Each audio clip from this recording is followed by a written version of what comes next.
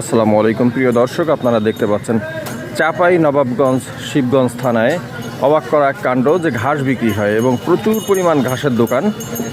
গরু ছাগলকে খাওয়ানোর জন্য ঘাস কিনছে মানুষ, পর্যাপ্ত পরিমাণ কিনে নিয়ে যাচ্ছে এবং অনেকগুলো দোকান। হ্যাঁ, এটা হলো শ্যামা ঘাস। শ্যামা ঘাস হলো এই যে দেখতে পাচ্ছেন, এটার 4টা 30 টাকা। আর এই যে ঘাস, এটার নাম পুষ্টি, এইটা এই আটি 30 টাকা। এবার হলো কাঁঠাল পাতা।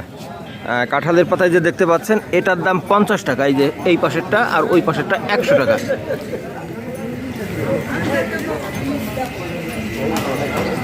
হ্যাঁ, এইভাবে বিক্রি করছে 10 টাকা। এই যে আটি, এইটা 10 টাকা করে। 10 টাকা।